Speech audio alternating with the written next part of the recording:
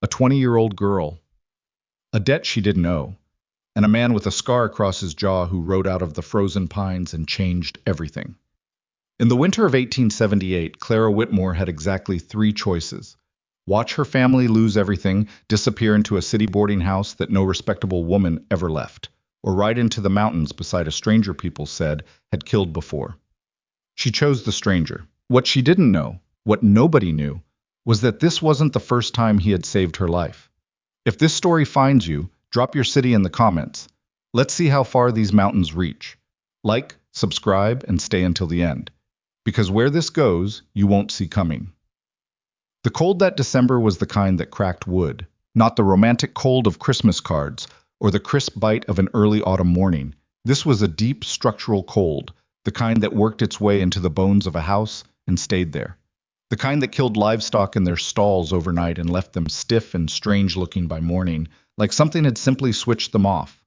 The Whitmore farmhouse sat on the eastern edge of the Harrow Valley, where the pines thickened into a wall of shadow, and the wind came down off the mountains in long, unbroken sheets. Clara Whitmore was 20 years old, and she had been awake since before dawn. She stood at the kitchen window with a tin mug of weak coffee pressed between her palms, more for the warmth than the taste, because the coffee ran thin these days, stretched with chicory and whatever else her mother had thought to add before her mother stopped thinking about things at all. 3 months now since Margaret Whitmore had taken to her bed. The doctor from Caldwell had come twice, used words like wasting and strain of the blood, and charged $4 each visit for the privilege of not being useful. $4. Clara had scrubbed laundry for a week at the Hendersons' place to cover the second visit, her knuckles cracked raw in the washboard water. She watched the frost on the window glass, the way it feathered out in patterns that almost looked deliberate, almost looked like something was trying to draw a map. Behind her, the house was waking up in pieces. Her younger brother Thomas, 13 in all, knees and elbows, came down the stairs with his shirt untucked and his boots unlaced, dragging one foot like he always did when he hadn't slept enough. He didn't say anything.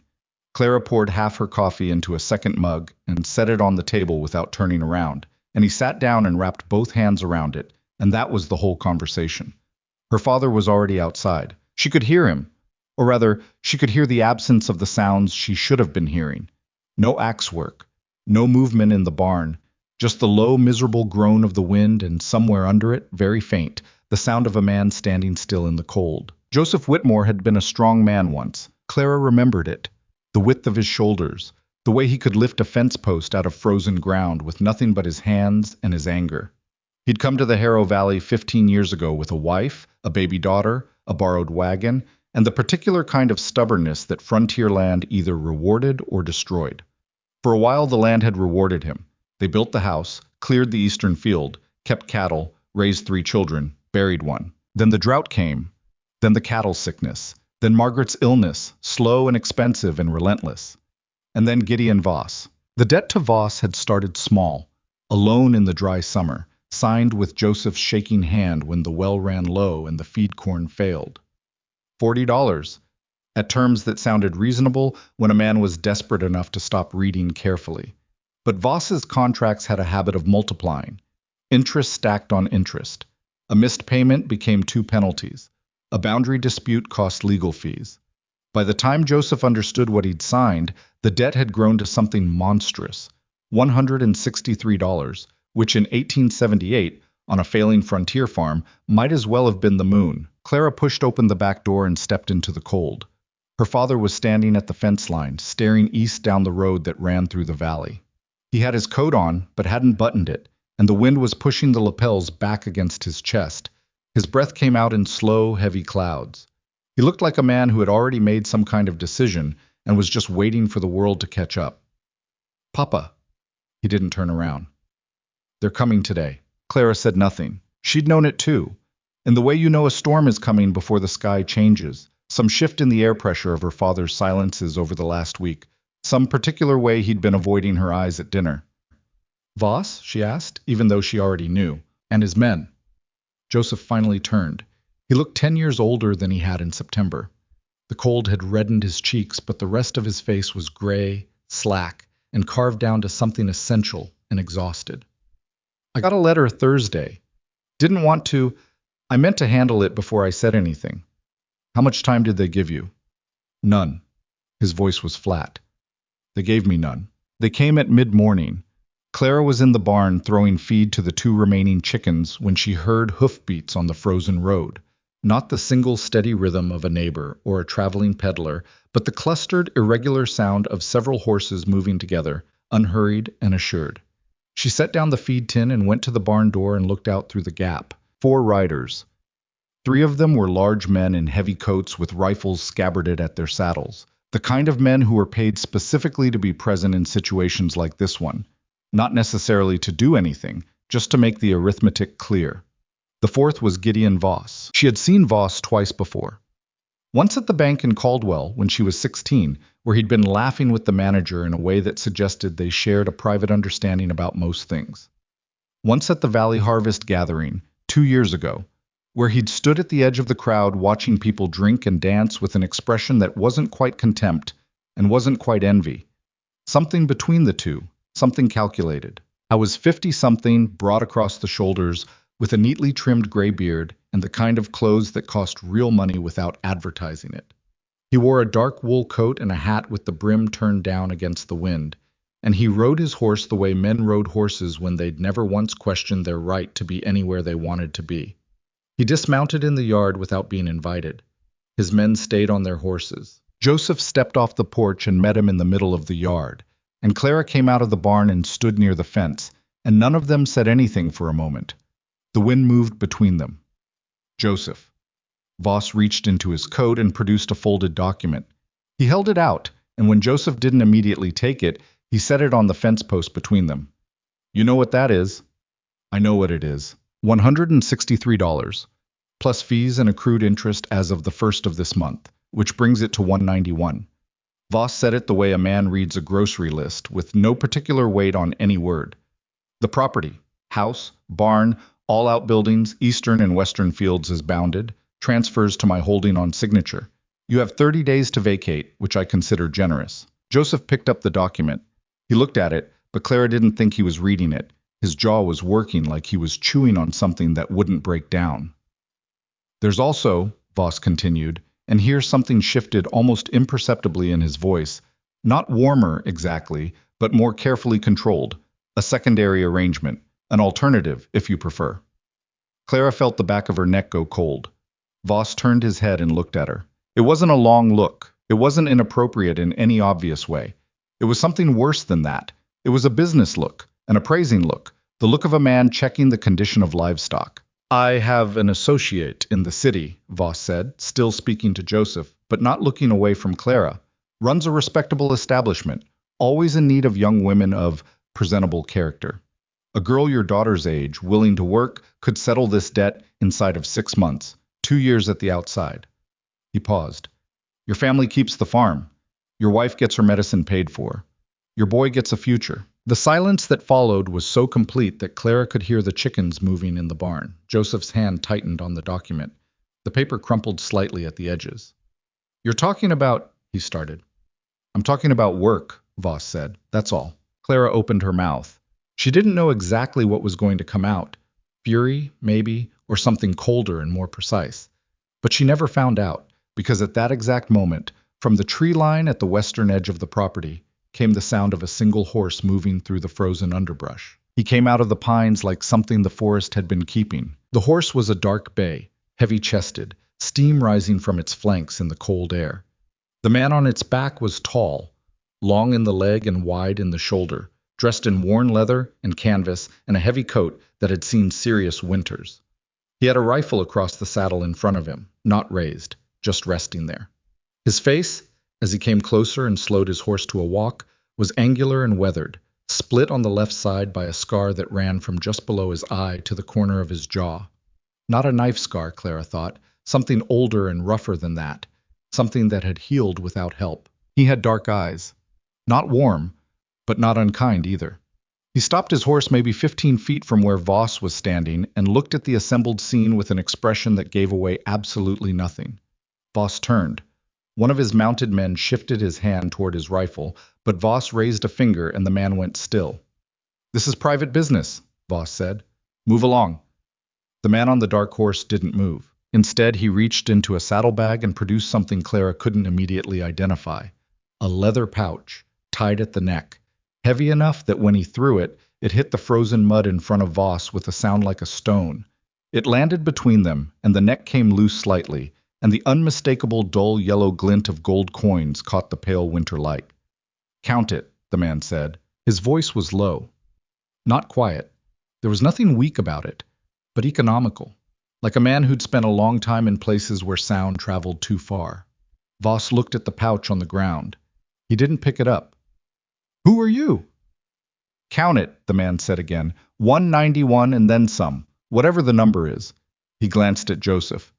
"You have a figure?" Joseph was staring at the pouch, like it had appeared out of thin air. 191, he said, barely above a whisper. "Then it's covered." The man looked back at Voss. "Debt's paid. You have no business here." Voss was quiet for a moment. He was the kind of man who was very good at being quiet in a calculated way, using silence as a tool, waiting to see what other people did with discomfort. But this man on the horse didn't seem to experience discomfort the way most people did. He just sat there and waited. "The debt is covered by a legal obligation," Voss said carefully, "not by some trapper throwing gold in the dirt." "That pouch covers the debt. The debt was the legal obligation." A pause. "Pick it up and count it or leave it in the mud." "But you're done here." One of Voss's men laughed, a short, contemptuous sound. Voss silenced him with a look. "I don't know you," Voss said. "No." The man's eyes moved briefly to Clara, then back to Voss. Something passed across his face so quickly she almost missed it. "You don't." Voss picked up the pouch. He weighed it in his hand, then untied it fully and counted. Clara watched his face while he counted, the calculations moving behind his eyes, the slow, grinding recognition that the coins were real and the amount was accurate, and the legal ground he'd been standing on had just been cut out from under him. When he finished, he tied the pouch closed again and stood there holding it. "This doesn't end anything," Voss said. "It ends today," the man said. Voss looked at him for a long moment, then turned and walked back to his horse. He mounted, settled himself, and looked down at Joseph with an expression that held no anger, which was, Clara thought, somehow worse than anger. Anger at least meant you registered that something had been taken from you. Voss just looked at Joseph the way you look at a problem you've decided to approach from a different direction. "We'll speak again," Voss said. Then he turned his horse and rode back down the valley road, and his 3 men followed, and in under a minute there was nothing left of them but the distant sound of hoofbeats and the prints their horses had pressed into the frozen mud. The silence that settled over the yard was enormous. Thomas had appeared in the doorway of the house at some point during all this. Clara could see him standing there in his unlaced boots, very still, watching the stranger on the horse. Joseph was still holding the crumpled legal document. His hands had stopped shaking. The man on the dark bay walked his horse forward until he was closer to the fence where Clara stood, and then he stopped and looked at her. Just looked. Not the way Voss had looked at her. There was nothing calculating in it. It was more like a man looking at something he'd been trying to find for a long time and was now uncertain how to act having found it. "Are you Clara Whitmore?" he asked. She blinked. "How do you know my name?" He didn't answer that right away. He swung down from the horse and stood in the mud, and she saw that he was taller than he'd appeared on horseback, and that the scar on his jaw was worse up close, a deep gouge that had been left entirely to nature to mend, and nature had done an imperfect job. He held his hat in his hands and turned the brim through his fingers, which was, she would later decide, the most human gesture she'd ever seen him make. "My name is Elias Crow," he said. I came through the valley from the north. Heard about the situation here." "From who?" He glanced sideways at something, though there was nothing to look at. "Word travels." Joseph had come down off the porch. He was looking at Elias with an expression somewhere between gratitude and deep suspicion, which was the appropriate expression. "Why?" he said. "Why did you do that?" "We've got nothing to offer you." Elias said nothing for a moment. Then, "I know." "Then what do you want?" Joseph pressed. "Nobody pays a stranger's debt for nothing. What's the arrangement?" Elias looked at the ground, then back up, and his eyes moved to Clara and stayed there. "I want to ask your daughter something," he said. "And I want you to understand I'm asking her, not you. The answer's hers." Clara felt Thomas watching from the doorway behind her. She felt her father go very still beside her. The cold air sat heavy on all of them. Ask, she said. Elias turned the hat brim through his hands again. He looked like a man who had rehearsed something and had now decided at the last moment to say something different. The passes north will close in 2 weeks, he said. Maybe less if the weather keeps. I have a cabin up in the high country, above the timberline, further than most people go. I've got supplies enough for 2 and traps set along 4 lines. He stopped, started again. I'm not a man who knows a lot of people. I don't have much to offer that sounds like much, but I can keep you safe. And I'm asking you to come with me, as my wife. The word landed in the cold air like something physical. Clara heard Thomas make a small sound. She heard her father exhale. She looked at Elias Crow, at the scar, at the rough hands, at the dark eyes that held something she couldn't read, something that had been carrying its weight alone for a long time. She looked at the mountains at his back, white and enormous and utterly indifferent to all of them. You don't know me, she said. No, he agreed. Why me then? If it's a wife you need, there are other women. Something moved in his face, something he didn't let all the way through. No, he said. There aren't, not for me. She wanted to ask him what that meant. She wanted to ask him 20 things. But the cold was getting into her bones, and down the valley road somewhere was a man with 191 gold coins who had just promised to speak to them again. And behind her the house was full of the sounds of a sick woman and a boy with no prospects and a father who had run out of road. She looked at her father. Joseph Whitmore looked back at his daughter with the face of a man who knew he should say no and knew, simultaneously, that he had nothing better to say. Papa, she said, step inside. I need a minute. He went. Thomas went with him, his unlaced boots scraping the porch boards. Clara turned back to Elias Crow. The wind moved between them, lifting a loose strand of her hair. She didn't push it back. If I say yes, she said slowly, and I'm not saying yes yet, but if I do, you take me north, we go to this cabin. What happens when spring comes? What happens if I want to leave? Elias looked at her steadily. Then you leave. Just like that? Just like that. He didn't say it like a promise or a performance. He said it like a fact he'd already decided before he arrived. She studied him for another long moment. The scar, the careful hands, the eyes that had some old weight behind them she couldn't name. 2 weeks before the pass closes, she said. Less, maybe. Then I'd need to leave today. He nodded. Clara looked at the mountains. Then she went inside to say goodbye to her mother. She didn't pack much. A wool dress, her winter coat, her mother's small sewing kit because it was the kind of thing you took, and a book, a battered copy of a field guide to northern birds that had belonged to her grandfather, not because she particularly needed it, but because it was one of the last things on the farm that had belonged to someone who hadn't been beaten down by it yet. Her mother was awake when she came in. Margaret Whitmore lay in the low winter light of the bedroom, her face thin and colorless against the pillow. But her eyes were clear and she tracked Clara the way she always had, not with the distance of illness, but with a directness that had always made Clara feel thoroughly seen. Who is he? Her mother asked. Her voice was thin but steady. His name is Elias Crow. He came out of the north. Clara sat on the edge of the bed and took her mother's hand. It felt like holding a bundle of dry twigs. He paid the debt. Why? I don't fully know yet. Her mother was quiet for a moment. Outside the window, the wind pressed against the glass. Does he seem like a man who would hurt you? Clara thought about it honestly. Not what she hoped, but what she'd actually observed. The way he'd sat on his horse without performance. The fact that he'd addressed her directly instead of brokering everything through her father. The way his hands had turned the hat brim. No, she said. He doesn't. Her mother nodded slowly. Then go. A pause.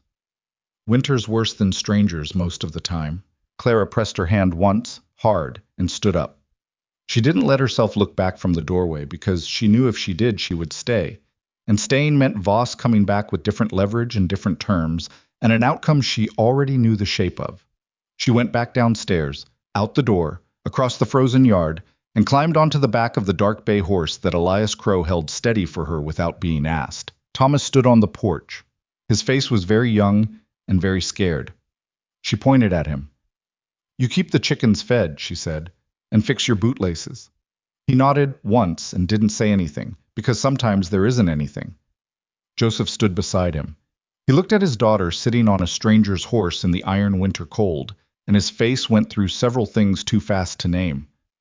"You take care of her," he said to Elias. It wasn't quite a command, it wasn't quite a plea. Elias looked at him. "Yes," he said. They rode west toward the tree line, into the shadow of the pines, and then into the mountains. Clara did not look back.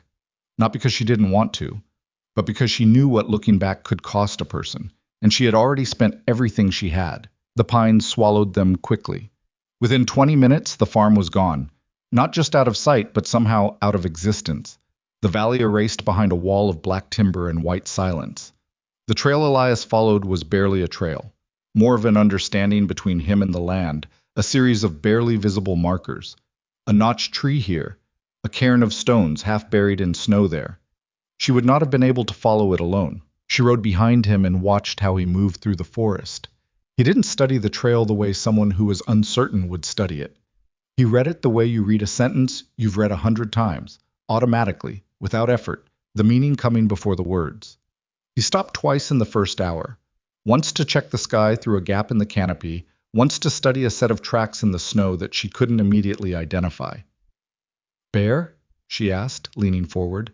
"Elk," he said, without looking back. "Moving east, storm pressure." She accepted this information the way you accept information you have no way to verify, and not much choice but to trust. The cold deepened as they climbed. It didn't increase in obvious ways. The temperature probably hadn't changed by much. But it became more itself, more absolute. The kind of cold that stopped pretending to be something you could resist. Clara pulled her coat tighter and kept her hands inside the sleeves. They didn't speak much in the first hours. Elias offered information occasionally. The name of a peak visible to the northwest, a warning to keep her weight back when the trail steepened, a brief explanation when he dismounted to check on something he'd spotted in the underbrush. All of it practical. None of it personal. Which suited her for now. She was processing too many things at once to want conversation. She thought about her mother's hand, dry and light as paper. She thought about Voss's look, that appraising inventory look, and felt the fury of it settle back into her bones. She thought about the gold pouch hitting the frozen mud. 191 and then some. Whatever the number is. Nobody did that. Nobody rode out of the pines and paid a stranger's crushing debt with that kind of offhand certainty, and then some, like the amount was merely a detail. What kind of man had that much gold and spent it on a family he'd never met? What kind of man said there aren't? Not for me when asked why her specifically. She glanced at the scar along his jaw, visible from where she sat. It ran a long way. Something had made it, and whatever made it hadn't been gentle. She decided she would wait, and she would watch, and she would figure him out. She had nothing else to do for the next several months. They stopped at dusk in a shallow draw where two large boulders created a natural windbreak. Elias built a fire with a speed and economy that made it clear he'd built 1,000 fires in worse conditions. No wasted motion, no frustration when the kindling was damp. A steady, methodical process that produced heat without drama. He pulled food from his pack. Hard bread, dried meat. Something she didn't recognize that he put in a small tin pot with snow and set over the fire. It smelled eventually, like broth. He handed her a tin cup without ceremony. She wrapped her hands around it and drank and said, "Thank you." He nodded. The fire crackled between them. Somewhere far above the draw, the wind moved through the upper trees with a sound like distant water. "How far is the cabin?" she asked. 3 days, if weather holds." He looked at the sky through the gap above them. "It'll hold tonight. Tomorrow, I'm not sure about." "And if it doesn't hold?" "We manage," he said simply. Clara turned her cup in her hands. The broth warmed a core of her that had been cold since before dawn. "Elias," she said. He looked at her. "Why did you come?" "To the valley. To our farm specifically." She kept her voice level. "You said word travels. Word travels about a lot of struggling farms, I imagine. You chose ours. Why?" He was quiet for a long time, long enough that she thought he might not answer at all. "I had a reason," he said finally. "I know you had a reason. I'm asking what it was." He looked into the fire. "Not tonight," he said. It wasn't evasive exactly. It sounded more like a man setting something down carefully, intending to pick it up again when the ground was steadier. Clara studied the side of his face, The unscarred side, the clean jaw, the eye with its particular weight. All right, she said. Not tonight. They slept on opposite sides of the fire, and the mountains held still around them, and in the morning there was 3 inches of new snow on the ground, and the trail north was waiting. Clara Whitmore laced up her boots, and she followed him. The cabin appeared on the third afternoon like something that had grown out of the mountain rather than been built on it. It sat on a shelf of flat rock above a frozen creek, backed against a granite wall that blocked the northern wind and sheltered it on 2 sides.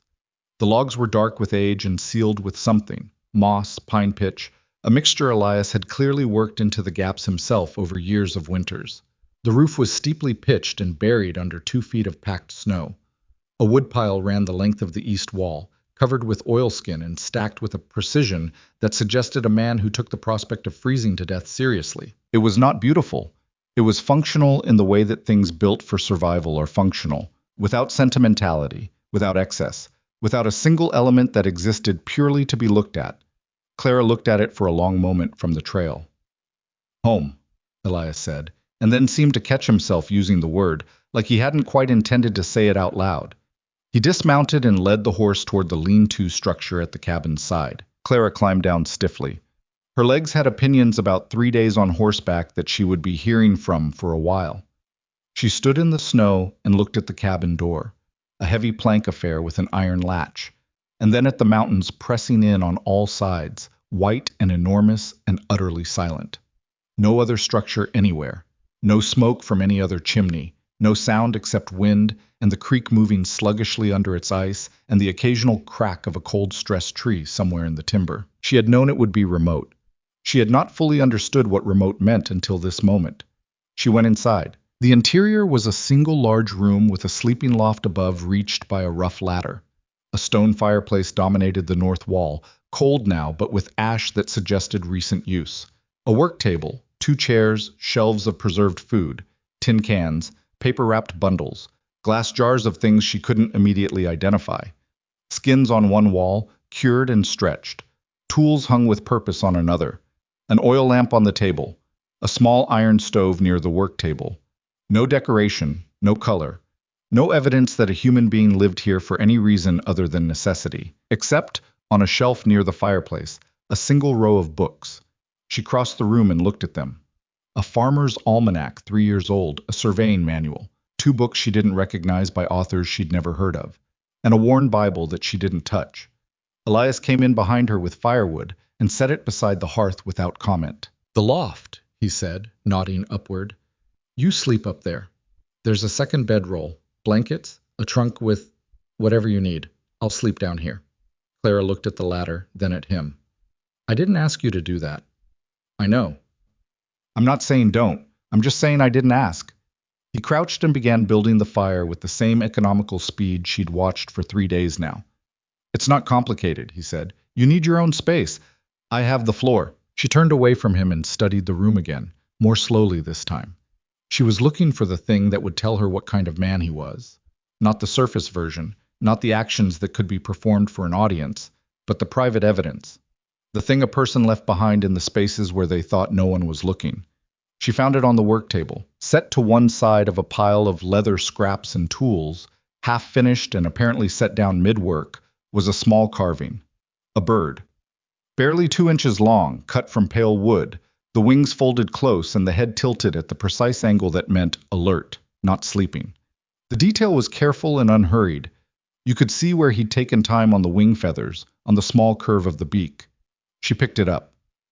Don't touch, he started from the fireplace. She turned. He was looking at her over his shoulder with an expression she hadn't seen on him yet, something quick and unguarded, something that he pulled back almost immediately behind his usual stillness.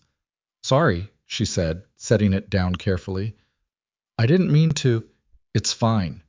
He turned back to the fire. It's fine. But it wasn't nothing. She filed it away. The fire caught, and the cabin began the slow work of becoming warm. They ate that first night from his stores, dried beans reconstituted with melted snow, salt pork, hard biscuit that softened if you held it over steam long enough. Not good food, adequate food.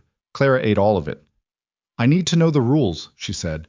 Elias looked up from his bowl. I mean the practical things, she said. What I'm allowed to touch, what I'm not, what you do each day, and what you expect from me, if anything. I'm not going to spend the winter walking around afraid I'm doing something wrong. He set his spoon down and seemed to actually consider this, which she appreciated. He didn't dismiss it or tell her there were no rules, which would have been both false and condescending. The rifles are on the east wall, he said. You can use them.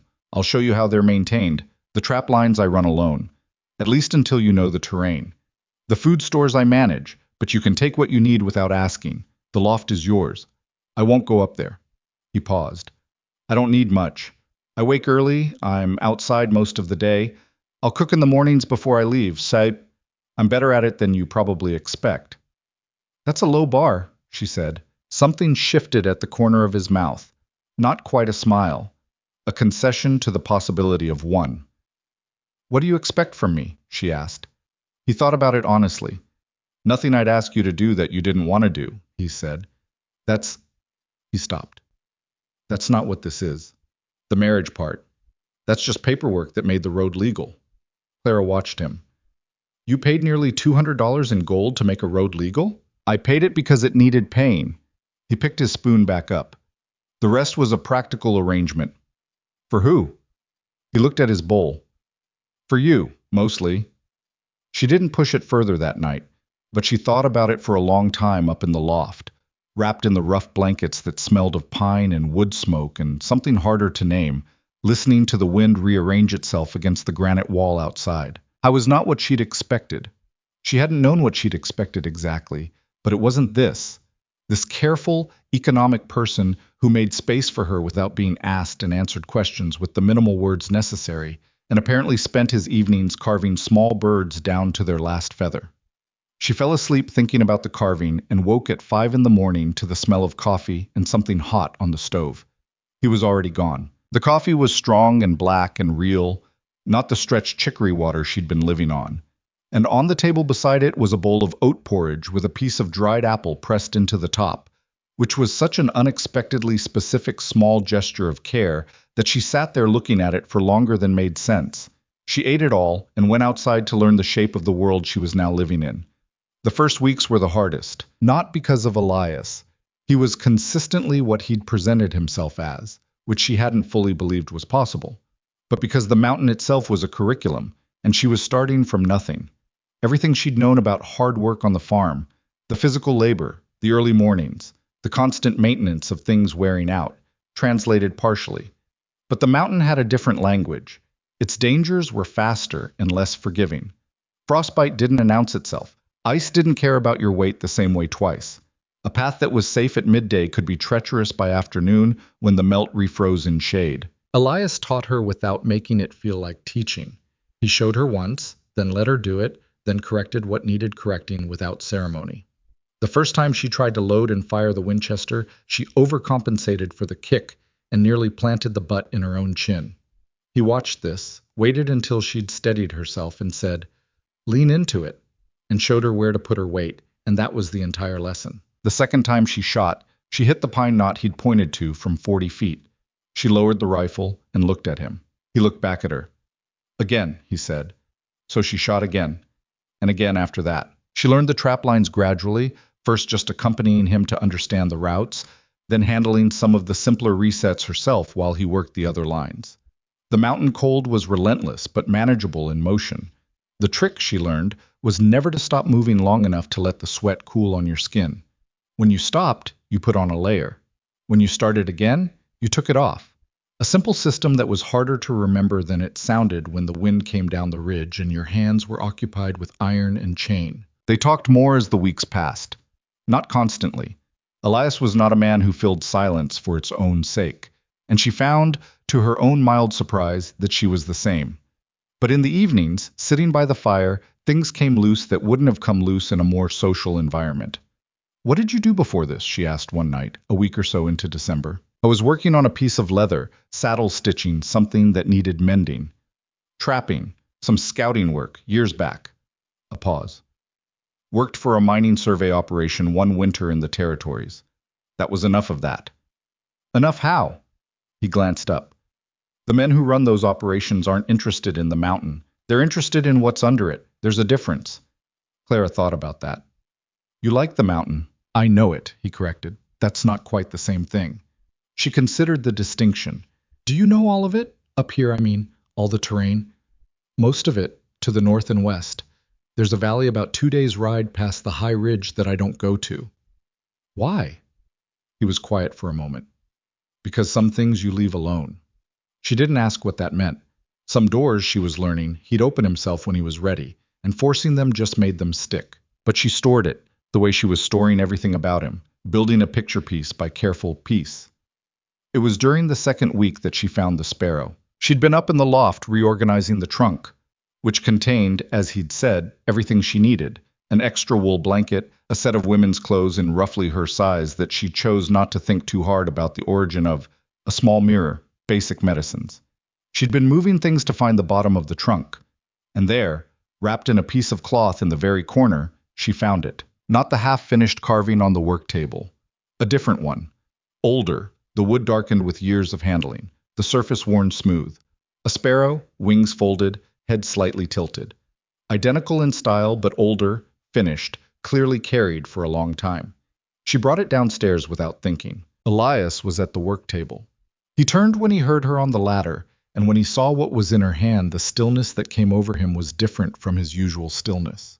It was the stillness of a person who has just heard a sound they weren't prepared for. Where did you get that? She asked. He didn't answer immediately. He looked at the carving in her hand, then at her face, with an expression that she couldn't decode, layered, careful, some kind of arithmetic happening behind his eyes. That's mine, he said. I can see that. I found it in the trunk. Why is it in the trunk? I put it there. Elias. She kept her voice level. I've held something like this before, a long time ago, when I was a child. She looked at the carving, turned it in her fingers. The way the head tilted, the way the wings lay. A boy gave it to me. I was 11. There was an accident on the river. I fell through the ice. She looked up at him. He pulled me out. He gave me this, and then he was just gone. His family moved, I was told. She held the sparrow up. This is the same. This is the exact same. Elias was very still. You carved them, she said. It's you on the work table right now. That's your work. She watched his face. How old are you? 31. The math fell into place without effort. 19 years ago. A boy of 12 pulling an 11-year-old girl out of river ice and pressing a carved sparrow into her cold hands and then disappearing. That was you, she said. It wasn't quite a question. He looked at her for a moment, and then he looked away, out the dark window toward the frozen creek. When he spoke, his voice was careful, the way a person is careful when they've been thinking about how to say something for a very long time and have still not quite figured it out. My father worked a logging camp up the valley, he said. We moved a lot. We were through your county for maybe 3 months, he paused. You were walking on the river ice. The other kids told you it was solid. It wasn't. I remember, she said quietly. I was on the bank. I saw it. He stopped. After I knew you were all right, my father called me back to camp. We moved on 2 weeks later. His jaw shifted. I thought about it for a long time. I was 12. I didn't know. He stopped again, seeming to find the sentence insufficient. I didn't know how to find you again. I didn't know if it mattered to you. It was just a moment. It wasn't just a moment, Clara said. He looked at her. You gave me the bird, she said. I had it for 2 years before I lost it. I've thought about it. She stopped, feeling suddenly exposed. I don't know why I'm telling you this. Because it's true, he said. And you don't have much patience for things that aren't. She set the carving down on the work table between them. You came to the valley knowing who I was, she said. You heard the situation and came because you already knew my name. He was quiet for a beat. Yes. How long have you known where I was? About 8 months. He met her eyes. I did some looking. It wasn't... He frowned. It wasn't an obsession. I just wanted to know what happened to you. If you were all right. Something moved across his face, something uncomfortable with itself. You weren't all right. Clara stood with the carving between them and the fire at her back, and the mountains pressing in on all 4 walls, and she turned over what she was feeling the way you turn over a stone to see what's underneath it. She wasn't afraid. She wasn't angry. She was more than anything, unsettled in a way that wasn't entirely unpleasant. The particular unsettlement of a story that you didn't know was connected to your own suddenly showing you the seam where they joined. You should have told me, she said finally. I know. He didn't make an excuse for it. I didn't know how. Well, she picked up the sparrow and set it back in his hand, folding his fingers around it. His hand was warm. She hadn't expected that somehow, in all this cold. Now you have. He looked down at the carving in his closed hand. She turned and went back up the ladder to the loft, and lay in the dark, and listened to the fire, and the wind, and the sound of him eventually moving around below, resuming whatever work his hands could find. And she thought about an 11-year-old girl lying flat on river ice, watching the sky go white above her, and the hands that had pulled her back from the edge of it, and how long and strange and circuitous the distance was between that moment and this one. The days that followed changed in some quality she would have been hard-pressed to name precisely. Nothing dramatic shifted. They still rose before light, still worked the cold and the trap lines and the firewood with the same hard practicality. He still cooked. She still shot every evening until the rifle was as familiar in her hands as anything she'd ever held. But the silence between them became a different kind of silence. Not the careful distance of two strangers negotiating shared space, but something more like the silence of two people who had stopped pretending they were strangers and hadn't yet decided what to call what they were instead. He talked more. Not much more. He would never be a man of many words, but incrementally, in the evenings by the fire, he offered things unprompted that he'd withheld before. The logging camp years, his father's death when he was 16, the long pull north to the high country where nobody asked you much of anything. The scouting work he'd done in his early 20s, reading terrain for men who were competent enough to trust him, but not quite human enough to talk to. The winter he'd spent entirely alone above the timberline, without seeing another person for 4 months. Didn't that break something in you? She asked. He considered it seriously. No, he said. I think I was better with the quiet than with most of what I'd found in people up to then. A pause. That's changed some. He said it plainly, looking at the fire, and she felt the weight of what he was not directly saying settle between them without drama. She started teaching him things too, though she hadn't set out to. She could read and write better than him, not by much, but enough to matter.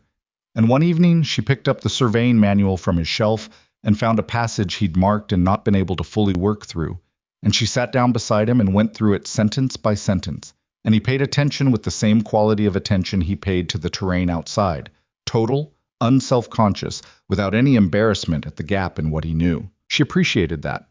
She'd grown up around men who couldn't admit a gap without it costing them something. By midwinter, she knew the 4 trap lines well enough to run 2 of them alone in reasonable weather. She knew which trees held the most snow load and would drop it on the trail when the wind shifted. She knew that the bay horse, whose name was apparently nothing because Elias had apparently never named him, preferred to be approached from the left and disliked the smell of the pine pitch they used for sealing. She named the horse Frank because he seemed like a Frank, and when she told Elias this, he looked at the horse for a long moment and said, "All right," in a tone that suggested he found this slightly absurd but was not opposed to it. Small things. An accumulation of small things that built, like the snow outside, into something substantial without any single moment you could point to as the turning. She was not unhappy. This surprised her more than anything else about the mountain. She'd expected endurance. She'd expected to get through the winter the way you get through a difficult piece of work, by keeping your head down and focusing on what was immediately in front of you. She hadn't expected to find something that felt, quietly and without announcement, like a life she was choosing, rather than a life she'd been pushed into. One night in late January, a wolf came close to the cabin. Not threatening, just present, a shape at the edge of the firelight that resolved briefly into yellow eyes and pale fur before disappearing back into the dark. They both saw it from the window. They stood side by side without thinking about it, close enough that she could feel the warmth off his arm, and watched the place where it had been. "Does that happen often?" she asked. "Sometimes." He was quiet for a moment. "They're not interested in us usually, just checking."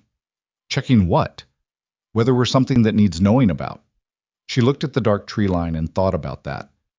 "Are we?" He looked at her from the side, and the firelight caught the unscarred side of his face, and something in his expression was open in a way she'd been watching slowly happen for weeks. "I think we might be," he said. She looked back at the window and said nothing, but she didn't move away from him either, and they stood there in the firelight and the wolf dark for a long time before the cold off the glass drove them back to the fire. It wasn't love yet. Not in any form she could have put a name to that night in January.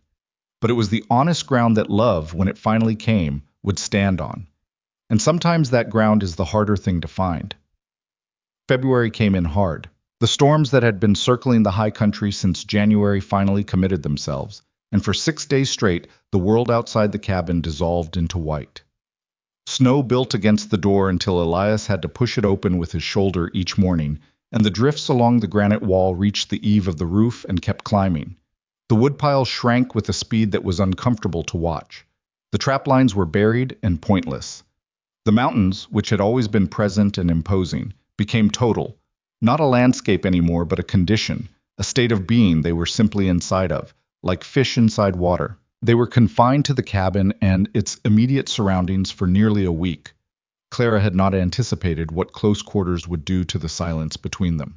In the rhythm of normal days, the work kept everything organized. There were reasons to be in different places, different tasks, pulling them apart, and back together at predictable intervals. Now there was just the single room, the fire, the 2 chairs, and the long hours. It should have been uncomfortable.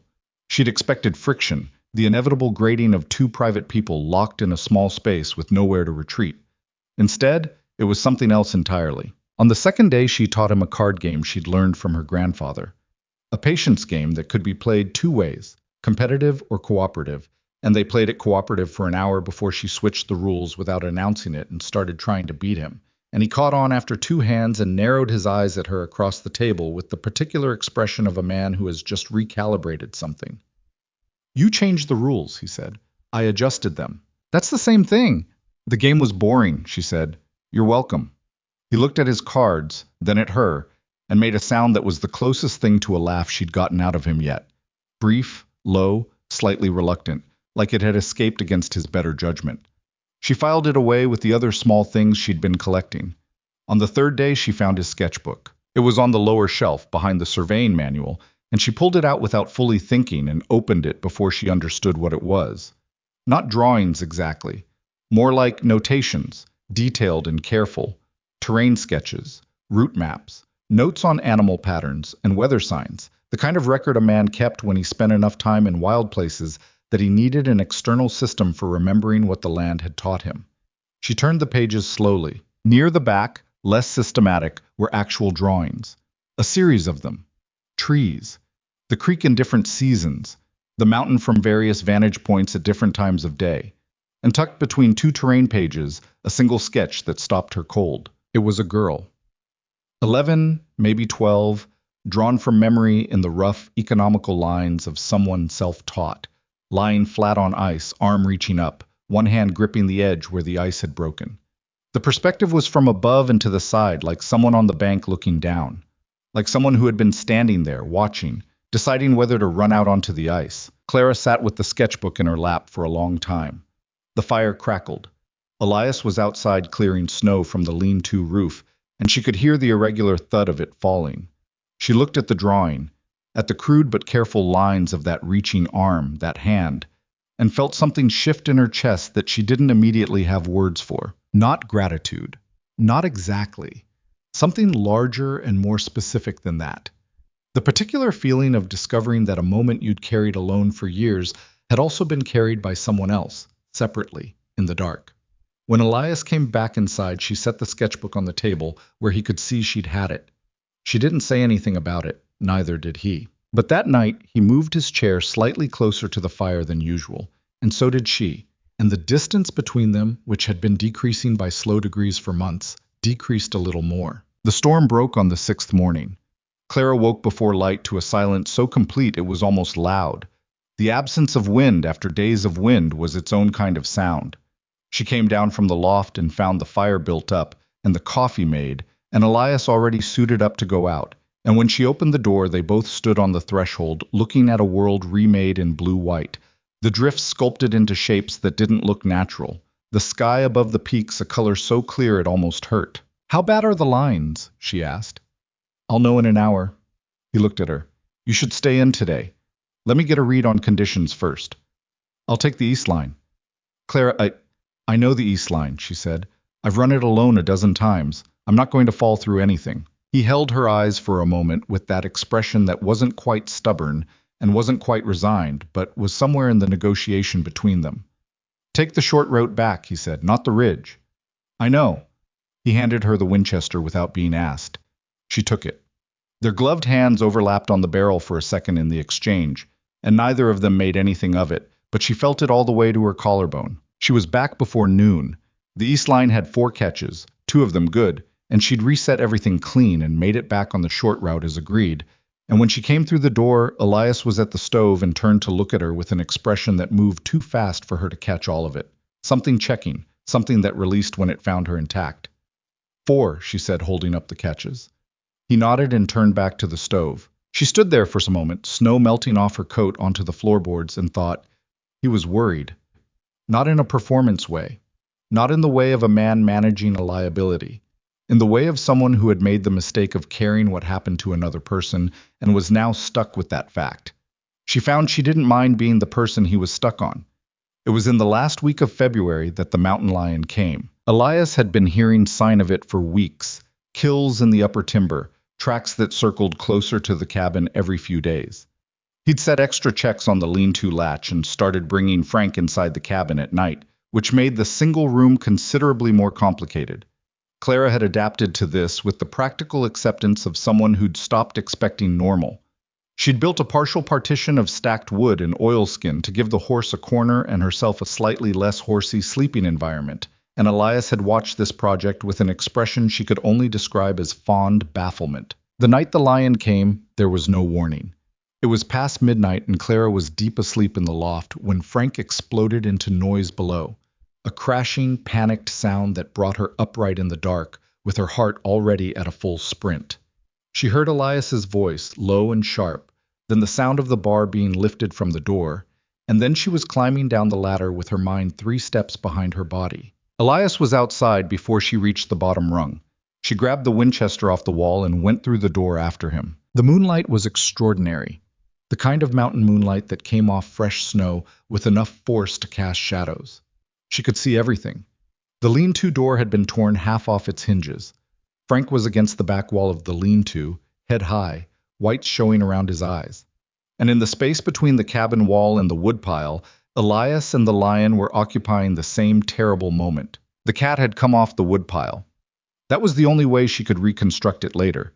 It had been on top of the stacked wood and dropped onto Elias from above when he came out the door. He was on the ground. The rifle he'd carried out was gone, knocked away somewhere. He had his forearm up across his face and his knife out, and the lion was enormous, far larger than she'd understood from the tracks. 150 pounds of cold-seasoned mountain cat that was absolutely intent on what it was doing. Clara raised the Winchester. The shot she needed was maybe 40 feet. Not a long shot, but the angle was terrible, and Elias was on the ground directly beneath the cat in the moonlight, for all its brightness, created hard shadows that complicated the shape of what she was looking at. She had about 2 seconds before the situation became irretrievable. She didn't think about it. Thinking about it was how you missed. She found the line and pulled the trigger. The shot hit the cat in the neck. Not a kill shot. She hadn't had the angle for a clean kill shot, but enough. The lion screamed, a sound so high and raw it physically hurt to hear, and sprang sideways off Elias and hit the snow and ran, trailing dark across the white, and disappeared into the timber in under 5 seconds. Clara stood with the rifle still up, hands steady because her body hadn't gotten the message yet that it was over. Then the shaking started. She lowered the rifle and crossed the distance to Elias, who was still on the ground, already trying to push himself up. She grabbed his arm and he winced, a sharp, bitten back sound. And she saw the state of his left shoulder and upper arm even in the moonlight. "Get inside," she said. "The cat might come. It won't come back tonight. Get inside." He got up, and she kept her shoulder under his good arm all the way through the door, and when she got him to the chair by the fire, she could see the full extent of it. 3 deep parallel tears across the left shoulder and upper arm, one of them bad enough to need work. Blood already soaking through the shoulder of his coat. She cut the coat off him. She was not gentle about it because gentle was slower and slower was worse. He didn't complain. "Talk to me," she said, because she needed to know he was present. She'd pulled the medicine from the shelf, the thread and curved needle she'd practiced on leather, but never on a person. What do you feel? Burning, he said. Shoulder. My ribs might be... He stopped. Bruised, maybe, not broken. How do you know? I know what broken ribs feel like. She didn't want to know how he knew that. She cleaned the wounds with the alcohol, which pulled a reaction out of him. His whole body tensed and his breath went short, and he gripped the chair arm until his knuckles went pale. But he didn't move. Then she threaded the needle. This is going to be bad, she told him. I know. I've done it on leather. I know. I'm telling you so you're not surprised. Clara. He looked at her directly, which he rarely did at close range with that specific quality of directness, and his voice was absolutely level. I know. Do it. She did it. He held still through the stitching with a self-control that she found both impressive and alarming, like watching something that had learned to contain a tremendous amount of force. He breathed through it, slow and deliberate, and when she tied off the last stitch, his exhale was long enough that she counted it. Done, she said. He said nothing for a moment, then, thank you. Stop talking. She wrapped the shoulder and got him to lie down near the fire on the bedroll she'd brought down from the loft, and he was asleep in under 10 minutes, which was his body's way of taking over from his will. She sat beside him for a long time. The fire burned. Frank settled in his corner. The mountain outside was its usual vast, indifferent self, and somewhere in the upper timber a mountain lion was dealing with a Winchester bullet, and Elias was breathing, which was the only fact that mattered. She looked at his face in the firelight. In sleep he looked younger. The deliberate containment he maintained when awake relaxed in sleep and showed what was underneath it.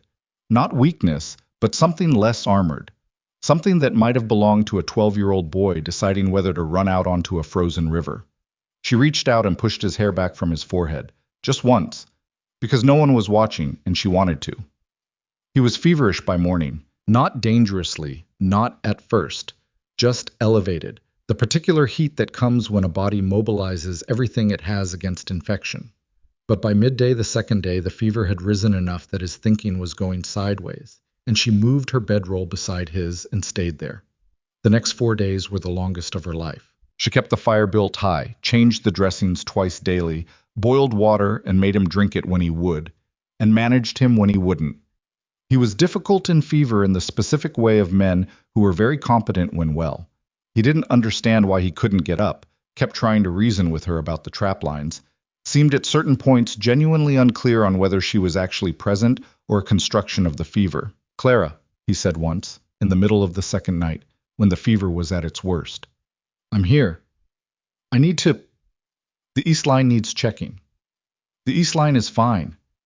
There's a catch at the third marker that'll... Elias. She put her hand on his chest. I reset the east line 2 days ago. Everything is fine. You need to stop moving. He went still under her hand. His breathing steadied slightly. In the firelight, she watched him struggle back toward coherence, like a man swimming up from deep water. You reset the east line, he said, and the north branch. A long silence. You went up to the north branch alone? In good weather. I was careful. He exhaled. You could have... I didn't, she said. Everything is fine. You are the only problem currently. Something moved across his face that might have been the fever or might have been something else. His hand came up and covered hers where it rested on his chest, and he held it there. Not tight, just held it, the way you hold something you're afraid of losing track of in the dark. She didn't pull it back. She sat beside him for the rest of that night with her hand under his, and the fire holding steady, and sometime before dawn the fever broke. She felt it happen, the shift from dry, radiating heat to something cooler and damp, and the relief that moved through her was so physical it was almost dizzying. He slept for 12 hours after that, real sleep, not fever sleep. When he woke up, she was at the work table eating cold biscuit and reading his surveying manual for the third time, because there was nothing else to read, and she'd gotten interested in the way contour lines translated elevation into a two-dimensional surface, which said something about her state of mind that winter that she couldn't quite assess. He sat up slowly, took inventory of himself, and said, "What day is it?" "Thursday, I think." He thought about this. "What happened to Wednesday?" "You slept through most of it. You tried to convince me the horse was missing twice. The horse was in the corner, both times." He looked over at Frank in the corner. Frank looked back at him with the serene indifference of an animal that has no complicated feelings about recent events. Elias put his face in his hands for a moment, not in distress, more like a man recalibrating after a significant gap in his own continuity. "You stitched me," he said. "You needed it. How many?" 11. The one near the shoulder joint was difficult. He lowered his hands and looked at her across the room. She looked back at him over the surveying manual, and the fire was between them, and the morning light was just beginning to work its way through the ice on the window glass, and neither of them said anything for a stretch long enough that it became its own kind of statement. "You ran the North Branch alone," he said. "We've established that, yes." In the middle of all this, the catches don't reset themselves. He was quiet. Then, "Clara." She waited. "I don't know how to—" He stopped, tried again. "You didn't have to stay. Through the fever. You could have managed with me on the floor and kept your distance. I know. So why didn't you?" She set the surveying manual down. She looked at him, at the bandaged shoulder, at the face that was still slightly pale from the fever, at the dark eyes that had been asking her questions with increasing directness for months, and were now asking one they both already knew the answer to. "You know why," she said. He held her gaze. "Say it anyway," he said. Quietly. Not a demand. More like a man who had spent a great deal of time being uncertain about things he wanted to be certain of. Clara crossed the room and crouched beside his bedroll so they were at the same level, which felt important, and she looked at him straight. "Because I didn't want to keep my distance," she said.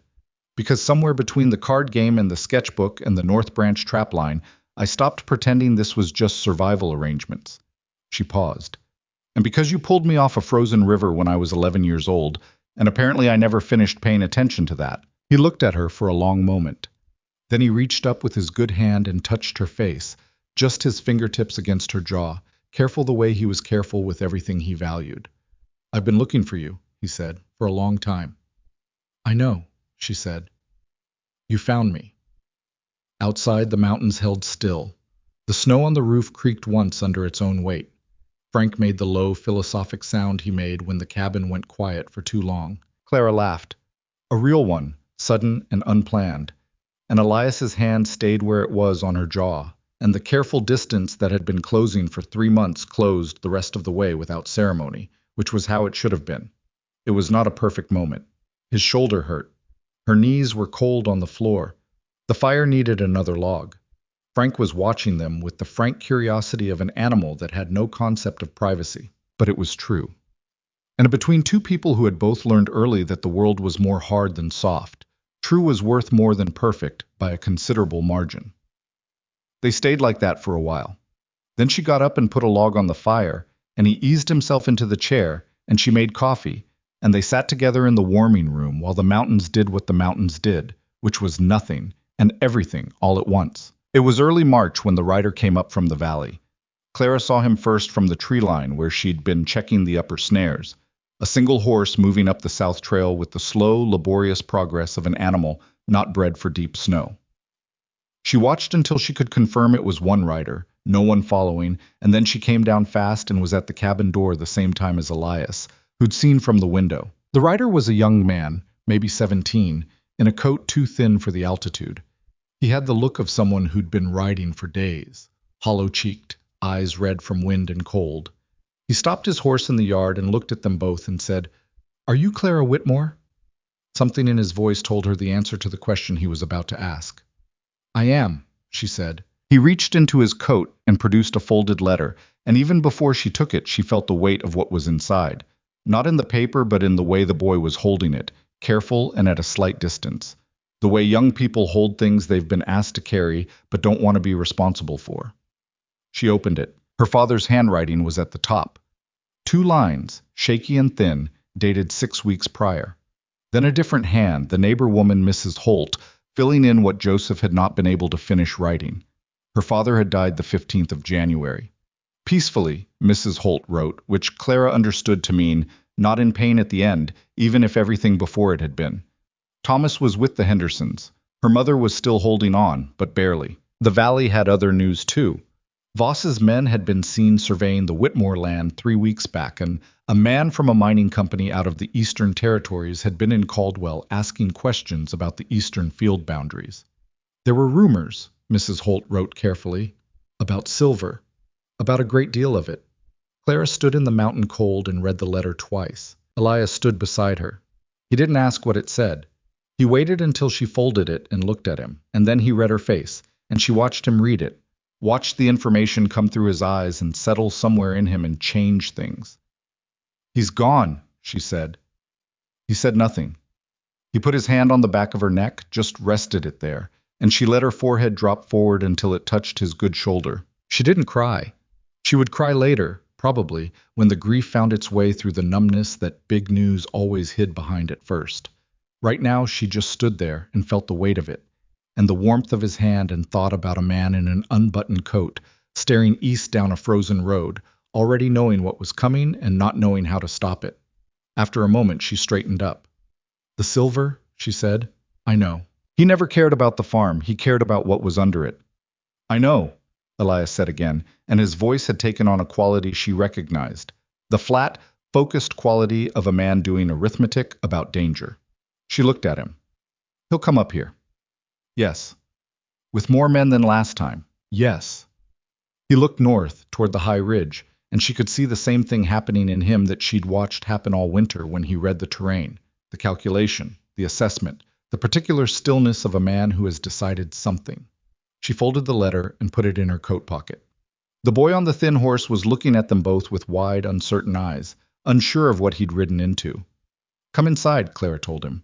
"You need to eat something." She went back through the cabin door and Elias came after her, and neither of them said the obvious thing, that everything that winter had built between them was now about to be tested by something colder and more deliberate than any storm. The boy's name was Denny Pratt, and he ate 3 bowls of the bean stew Clara put in front of him without pausing between them. He was the Henderson boy's cousin, apparently, sent up because he was young enough and foolish enough to make the ride and old enough to be trusted with the letter. He sat at the work table with his coat steaming near the fire and told them what he knew, which wasn't much more than Mrs. Holt had written. Voss had been in Caldwell twice since December. The second time he'd brought a man from the Eastern Territories. A mining engineer, someone said, though nobody had gotten close enough to confirm it. There had been surveying equipment on their wagon.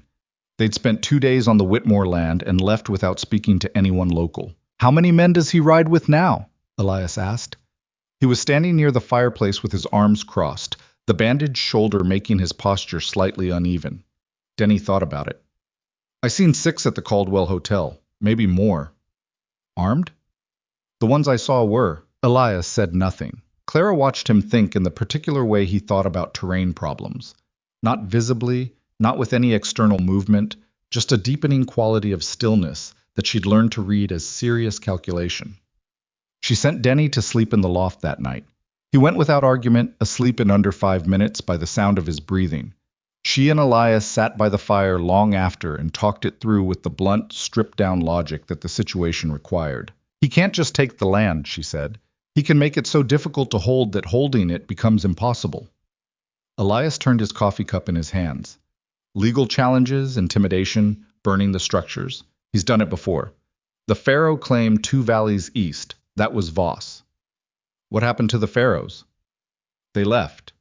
He said it with a flatness that communicated everything about what leaving had cost them. Clara stared at the fire. She thought about her father's shaky 2 lines at the top of that letter, incomplete, abandoned mid-sentence, picked up by a neighbor's kinder hand. She thought about the eastern field in summer, the particular quality of light it had in late afternoon, the way her grandfather had cleared it by hand one season because they couldn't afford a team. Silver under all of it. Under the whole story of her family's labor and grief and grinding persistence. There the whole time, indifferent as the mountain itself. "I won't sign anything over," she said. "I know." "Even if he comes with 20 men." Elias looked at her. "I know, Clara." "So we need to figure out what we do when he gets here, not if, when." He nodded slowly. "The terrain is ours. That's the one advantage we have, and it matters more than numbers." He looked at the window, at the dark outside, the mountain pressing in on all sides. "He'll have men who can ride and maybe men who can shoot. He won't have men who know this ground. We do. Devil's Anvil, she said. He looked at her sharply. How do you know about that? You mentioned it once. A gorge north of the high ridge. You said the snow loading on the walls was unstable. I was quiet for a moment, and she could see him deciding something. Not whether to trust her, that had already been settled, but something about the shape of what he was considering. If we pulled them up through the anvil, he said slowly, like a man laying out an idea he hasn't finished having yet. The gorge walls hold about 8 feet of pack on each side this time of year. The granite is fractured along the upper rim. I've seen sections drop from a single rifle shot in the right place. An avalanche. A controlled one. Maybe. He shook his head. It's not nothing, what I'm describing. That kind of weight, that kind of drop. There's no coming back from it. Clara looked at him steadily. Is there another option? We could run. Go further north. There are places. He'll follow, or he'll find someone who will follow. A man who wants what's under that land isn't going to stop because we inconvenience him. She shook her head. And Thomas is down there, my mother. Running doesn't end it. Elias looked at his hands. He turned his coffee cup once more, set it down. When he looked up, there was something in his face she hadn't quite seen before. Not reluctance exactly, but the weight of a man who was capable of a thing and had never particularly wanted to find out whether he'd use that capability. If it comes to it, he said carefully, and we do this, you understand what it is. Yes. I need you to actually understand, not just say yes. Clara held his eyes. I understand what it is, she said again, and her voice didn't shake because she was 20 years old and had spent a winter becoming something the Harrow Valley farm girl wouldn't have recognized. And I understand what the alternative is. I'm not confused about the difference. He looked at her for a long moment, then he nodded once. We have maybe 2 weeks, he said. The South Pass opens enough for heavy riders by mid-March. We use the time. They used it. The next 10 days were a different kind of work than anything the winter had asked of them yet. Elias knew the mountain from the cabin north to the high ridge, the way a man knows his own house in the dark, by feel, by memory, by the accumulated knowledge of years moving through it in every season. He walked the route to Devil's Anvil twice, each time taking Clara, each time going slower, pointing out every feature that mattered, where the trail narrowed, where the walls closed in, where the fractured granite along the upper rim showed the fault lines that a loaded rifle shot could encourage. She listened with the same quality of attention she'd brought to the trap lines and the rifle and the surveying manual, total, practical, without the luxury of fear. The anvil itself was a natural formation that would have been beautiful if you weren't thinking about its tactical properties. A gorge maybe 200 yards long and 40 wide at its narrowest, with walls of fractured granite rising 60 feet on each side, the upper thirds buried in snowpack that had been building since November. The entry was a natural bottleneck, wide enough for 2 horses abreast, not 3. The exit was similar. If they're in the gorge, Elias said, standing at the western rim on their second visit, looking down at the trail below. There's nowhere to go. The walls are too steep to climb in snow. The entry and exit are bottlenecks. He pointed to the northeast face. That fault line runs about 30 feet. A shot at the right point, there. He indicated a specific dark seam in the granite near the upper snow line. It breaks loose the anchor and the whole face drops. Clara looked at the seam, then down at the trail below, then back. She was doing the geometry of it, the angle, the distance, the rifle position needed. How far is that shot from the west rim? She asked. About 200 yards to the seam. She'd been shooting every day for 3 months. She could hit a pine knot reliably at 150. 200 was harder, but not impossible in good conditions. What about wind in the gorge? She asked. It channels from the north. It'll push left to right across the shot. He looked at her. You need to account for about 4 inches at that distance. Then I need to practice the shot. They built a target, a painted mark on a dead pine at the equivalent distance, on equivalent terrain, and she shot it every day for a week until 4 inches of windage correction was automatic, not calculated. Her shoulder ached from it. Her fingers were permanently cold. She didn't stop. Meanwhile, Elias worked the cabin end of the problem. He didn't expect them to get all the way to the anvil without contact. Voss would send riders ahead to locate them, and those riders would find the cabin. He needed the cabin encounter to go a particular way, badly enough for Voss's men to make them retreat north, not badly enough to end there. He set trip lines in the timber east and south of the cabin. Not weapons, just noise. Tin cans strung on wire that would tell them how many were coming and from which direction before they arrived. He checked the barn structure and the lean-to and decided neither was worth defending, which was a practical calculation made without sentimentality. If they burn the cabin, Clara said one evening, then it burns. He said it without flinching, and she understood that the cabin was a thing to him. Not nothing. She could see it wasn't nothing, but it was a thing he'd built and could build again, which made it a different category from the things he couldn't replace. She thought about the wooden sparrow in the trunk upstairs. She went up and took it out and put it in the inside pocket of her coat, and she left it there. They were ready, or as ready as they could be, when the tin can spoke. It was mid-morning, the 14th of March, the sky overcast with the thin gray cover that meant cold, but not storm. Clara heard the first rattle from the south line, 2 cans in quick succession, and was on her feet and moving before she'd consciously processed the sound. Elias was already at the rifle wall. "South line," she said. "I heard it." He took down his rifle, checked the load, handed her the Winchester. "How many?" The tin can spoke again, longer this time, multiple triggers. "More than 2, she said. "Go to the woodpile position. Stay low." He was at the window, looking south through a gap in the shutter. "When I give you the signal." "Not before." She went out the back, moved to the position they'd agreed on, a gap in the woodpile that gave her sight line to the yard approach and cover on 3 sides, and settled into it with the Winchester across her knee. The cold came up through the ground into her legs immediately. She ignored it. She heard them before she saw them. 6 horses coming up through the timber, not bothering with quiet, which told her they either didn't expect resistance or wanted to be heard. Both of those things were forms of communication. They came out of the tree line into the open ground south of the cabin and stopped. 6 riders. The 3 she recognized from December, plus 3 she didn't, all armed. The one in the lead, a broad man with a reddish beard she'd seen before in Caldwell, held a burning torch. They'd come ready to burn. She felt something in her chest go very cold and very clear. The same feeling she'd had the night of the mountain lion. The thinking part stepping aside to let the trained part work. The lead rider called out toward the cabin. "Crow, we know you're in there. Mr. Voss wants to talk to the woman. She comes out, signs the papers, everybody rides home easy." Silence from the cabin. "You've got about 2 minutes before this gets harder," the rider said. From inside the cabin came Elias's voice, level and unhurried. "Tell Voss he can come up himself if he wants to talk. I'm not dealing with hired hands." The rider looked at the others. A brief exchange Clara couldn't hear. Then, last chance. The rider moved toward the cabin and raised the torch toward the roof overhang.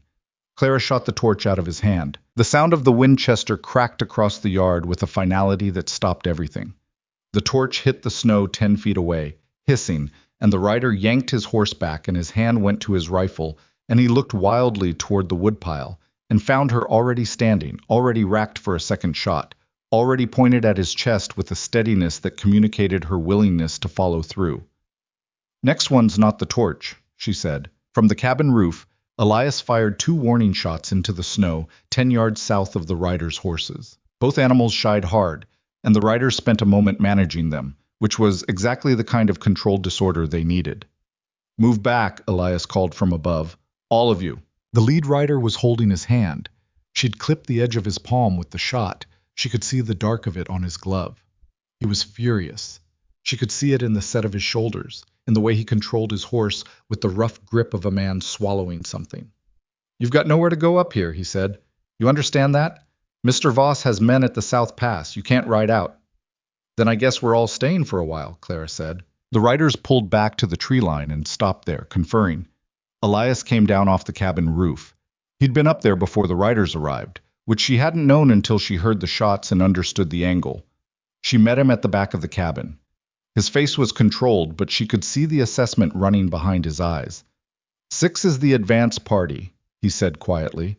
"Voss won't be with them. He'll wait at the south approach until he gets a report. So they report back and he comes up with more." "Yes." He looked at the tree line where the riders had disappeared. "Tonight, maybe tomorrow morning, they'll camp at the South Pass and he'll bring whatever he has." He looked at her. "We need to move now, before they reset." She nodded. "Frank?" We take him. He won't survive alone up here if things go badly. A pause. Neither would we if we had to run from the anvil. They moved within the hour. Light, what they could carry, the weapons and ammunition prioritized above everything else. Clara took the wooden sparrow from her coat pocket, confirmed it was there, and put it back. She took the battered bird guidebook that had been her grandfather's. She left everything else. They went north through the timber by the back route, Frank moving quietly behind them on a lead rope. The overcast had held, which meant no fresh tracking snow. Another piece of luck she didn't count on continuing. The ride to Devil's Anvil took most of the afternoon. By the time they reached the approach to the gorge, the light was going gray and thin, and the temperature was dropping with the particular sharpness that preceded clear nights in the high country. Elias took her up to the west rim in the remaining light, and they looked down at the gorge together, at the pale walls, the fracture line, the thick white loading on the upper faces. In the fading afternoon, it looked ancient and absolute, like something the mountain had been holding in reserve for a long time. "They'll track us here," he said. "The ground's too disturbed from our preparation visits. They'll follow." "How long do we have?" "If Voss arrives tonight and they set out at first light, 6 hours. Maybe 7. "Then we sleep in shifts," she said. He looked at her. "I'll take first watch," she said. 4 hours. Wake you at midnight." He didn't argue, which was one of the things she'd come to rely on about him. He didn't argue with good sense on principle. He trusted her judgment the way she trusted his, which was not something she'd expected to find in the world and had. The night passed cold and quiet and very long. She sat at the rim's edge, wrapped in her coat, and watched the southern approach, and thought about her father standing at a fence line, staring at a road, and about Thomas's unlaced boots on the porch, and about a woman's dry, papery hand and the words, "Winter's worse than strangers," most of the time. She thought about all of it, and she let it settle into her the way cold settles into ground, not fighting it, just absorbing it.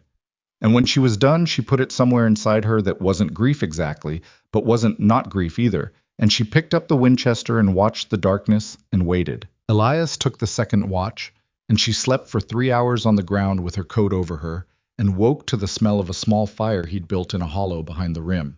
Invisible from below, just enough heat to make coffee. She drank it standing, looking south. "They're coming," he said. She hadn't heard anything. "How do you know?" "Frank." He nodded toward the horse, who was standing differently than he'd been standing an hour ago. Head up, ears forward, nostrils working. Animals heard things and smelled things that registered in their bodies like a tuning fork. 20 minutes, maybe 30. She set down the coffee cup and checked the Winchester. Loaded, clean, a full additional load in her coat pocket. She looked at the seam in the granite across the gorge, the specific dark line that Elias had shown her, the anchor point of the whole upper face, 200 yards, 4 inches of windage. "When they're all the way in," she said. "All the way in," he agreed. "Not before. We need the whole party." They took their positions. Elias went to the eastern rim above the exit bottleneck. She stayed west, above the entry. Between them the gorge sat in the early morning light, pale and still and waiting. The first riders appeared at the south approach at what she judged to be around 7 in the morning. Even from the rim she could see Voss. He was on the big dark horse, flanked on both sides, moving with the unhurried assurance of a man who had done this kind of thing before and expected the same outcome. She counted behind him, 8 riders. The 6 from yesterday plus 2 more, both large, both carrying rifles across their saddles. 9 total, including Voss. She lay flat against the rock of the west rim, the Winchester extended, and watched them come. The entry to the gorge slowed them, 2 abreast, as she'd known it would. Voss went in fourth, flanked by his closest men. The last rider didn't clear the entry bottleneck until the front of the column was halfway through. She looked across the gorge to the eastern rim. From there, Elias was watching her, waiting for her signal. She looked down at the column. Voss was almost directly below her now, talking to the man beside him, gesturing forward with one gloved hand, still conducting business, still managing his enterprise, still completely certain that the mountain was just terrain and not something with its own opinion about his presence. She looked at the fault line, the dark seam in the granite 60 feet up the northeast face, where the years of freeze and thaw had done their slow, patient work. Below it, 8 feet of packed snow sat in solid silence, waiting for someone to ask it a question. She settled the rifle. She breathed out. She fired. The sound of the shot was enormous in the gorge, cracking off both walls and expanding upward, and for 1/2 second, nothing happened. Just the echo rolling and Voss's column going still below with the trained instinct of armed men who knew what a rifle shot sounded like. Then the granite spoke. The fracture ran fast and audible, a sound like a long tearing. Not the crack she'd expected, but something lower and more structural, the sound of a mountain changing its mind about something it had been holding on to for a long time. The upper snow face shuddered once, and then the anchor gave and the whole mass began to move. It didn't fall. It flowed. Snow and stone and the grinding, fractured granite of the upper face came down the northeast wall in a wave that built as it fell, picking up speed and mass, and the sound of it swallowed the gorge whole. A roar so deep it moved through her chest and into the rock beneath her, and she pressed flat against the rim and felt the mountain shaking under her hands. Below, there were voices. Brief. Cut short. The avalanche moved through the gorge, the way water moves through a narrow channel, with all the force of everything behind it compressed into whatever space it occupied. Snow and stone filled the gorge floor in seconds. The dust of it came up over the rim and passed over her in a cold white cloud that tasted of granite and winter. Then it stopped. The silence that followed was the most complete silence she had ever heard. She lay on the rim with her face against the rock, and her heart banging against the stone beneath her, and the white dust settling on her coat and her hands. She lay there and breathed, and the mountain was still around her. From across the gorge, through the settling dust, she heard Elias's voice. "Clara." "Here," she said. Her voice came out steadier than she'd expected. A long pause. "It's done," he said. She didn't move for another minute, just lay on the cold rock and looked at the sky, which was the same pale, overcast gray it had been all morning, indifferent to everything that had just occurred at its feet. A hawk was turning in a thermal somewhere above the ridge, very small and very slow. She put her forehead against the rock and stayed there.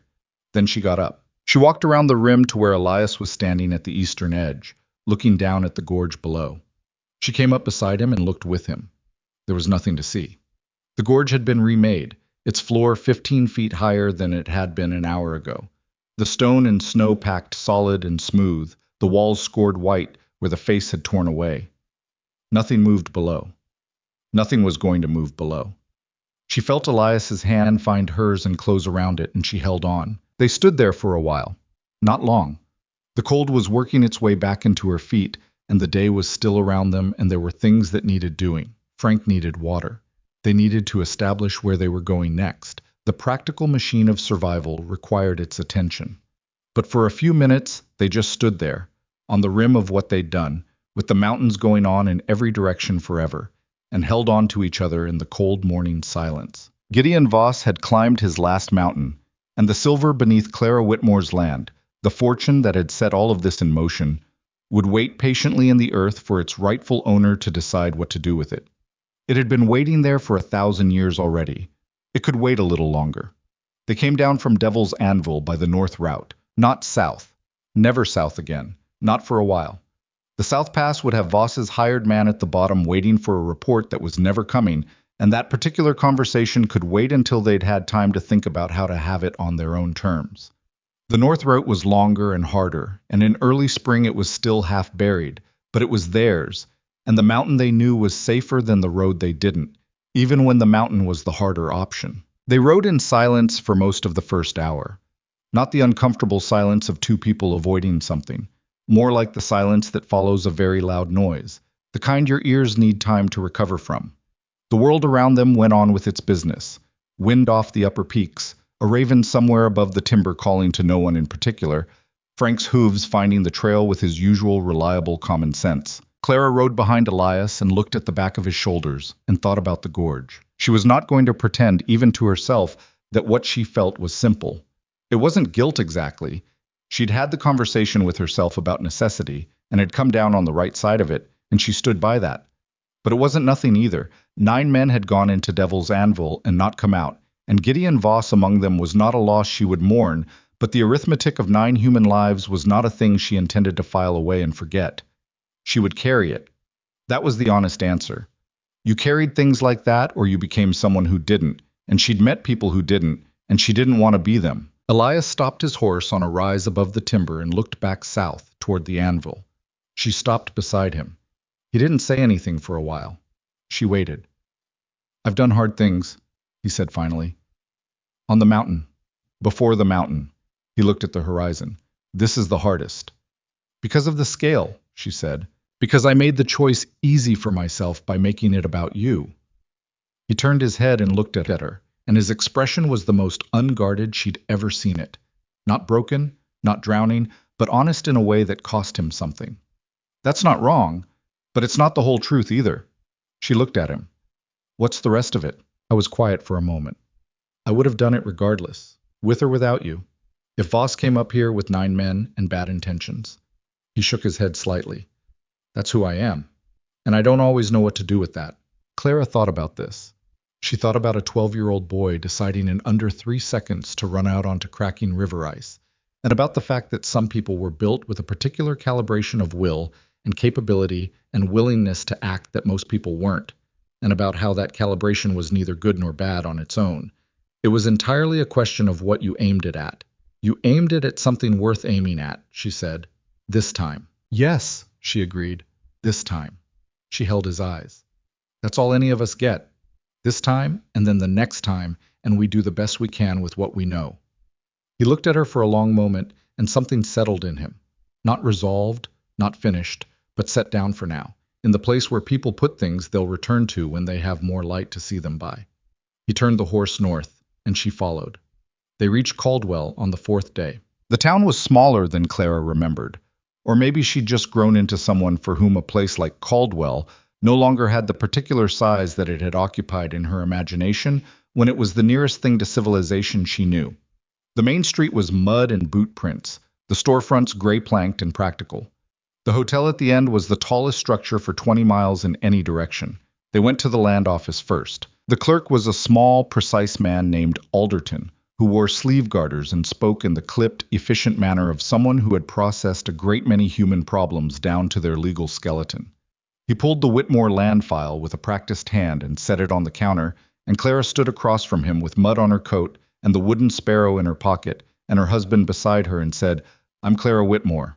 The land is mine." Alderton looked at her over his glasses. He looked at Elias. He looked back at Clara.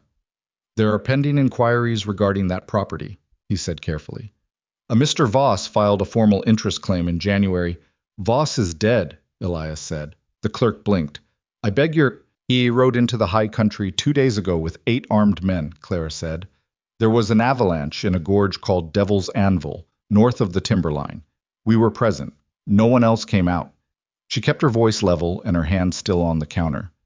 "Whatever claim he filed dies with him. The land was my father's, my father is dead, and it passes to me. I'd like to know what paperwork that requires." Alderton looked at her for a long moment. He was the kind of man who processed information carefully before he expressed any reaction to it, which she appreciated. He looked down at the file, then at a shelf of reference books behind him, then back at her. "I'll need a death certificate for your father," he said, "and a statement from a witness regarding the other matter." A pause. "The transfer itself, if documentation is in order, is straightforward. The silver rights are attached to the surface claim." "I know," she said. "They're worth—" He stopped himself. "They're worth a significant amount, Miss Whitmore." "Mrs. Crow," she said, and the word felt natural and unremarkable coming out, which was itself a thing worth noting. "Clara Crow." Alderton wrote it down. The legal process took 3 days. There were documents to sign, and a local magistrate to consult, and a trip to the Hendersons' farm to collect Thomas and retrieve the death certificate Mrs. Holt had filed in January. The Henderson farm was 6 miles east of town, and Clara rode out there alone in the early morning of the 2nd day, which was a choice Elias understood without being told. Thomas was in the barn when she arrived. He was mucking stalls with the focused, slightly angry efficiency of a boy doing someone else's work without much choice in the matter. He heard her come in and turned, and when he saw her, his face went through every age he'd ever been in about 2 seconds. The child, the frightened boy on the porch, and the young man he was in the process of becoming, not quite any of them yet. He put down the pitchfork. "You're alive," he said. "Obviously." He crossed the barn and she caught him before he could think about whether he was too old for it, and held him there in the cold and the smell of hay and horses, and felt him hold on with the particular grip of someone who has been maintaining composure for a long time and is very grateful to stop. "Papa," he said, into her shoulder. "I know." Mrs. Holt said that it was easy at the end. "I know. I read her letter." He pulled back and looked at her. His eyes were red, but he wasn't crying, and she recognized the expression because she'd worn it herself. The held-together face of a person who had decided to keep moving because that was the only option, and had discovered they were actually capable of it, which was both a relief and a sorrow. "Where have you been?" he said. "All winter. What happened up there?" Clara looked at her brother, at the knees and elbows that had filled out slightly, at the jaw that was beginning to have a man's angles, at the eyes that were their father's eyes, but brighter and less beaten down, eyes that still expected the world to have something decent in it. "A lot," she said. "I'll tell you all of it. But first I need to know, do you want to stay here with the Hendersons?" He made a face. "Mr. Henderson gets up at 4 in the morning and expects everyone else to as well." "That's not an answer." "No," Thomas said. "I don't want to stay here. I want to know what we're doing. I want to know if there's a plan." "There's a plan," she said. "Come to Caldwell tomorrow. Bring everything you have." He nodded, and she could see the relief of it. Not the relief of a problem solved, but the relief of a direction, which was sometimes more important. Her mother was at a boarding house on the west side of Caldwell, installed there by Mrs. Holt with the particular competent kindness of frontier women who understood that survival was a communal project. Clara went to see her that evening. Margaret Whitmore was smaller than she'd been in December. The illness had continued its patient work through the winter, and the body in the narrow bed was a diminished version of the woman Clara had held hands with on the edge of a decision. But her eyes were the same, clear, direct, tracking. "You look different," her mother said. Clara sat beside the bed. "I've had a hard winter." "A good hard winter or a bad hard winter?" Clara thought about it honestly. "Mostly good." Her mother studied her face the way mothers study faces, not looking at the surface but reading what's underneath it. "The man, Elias." "Yes." "Tell me." So Clara told her. Not everything, not the anvil, not the details that her mother didn't need to carry, but the true shape of it. The cabin, the trap lines, the fever, the sparrow.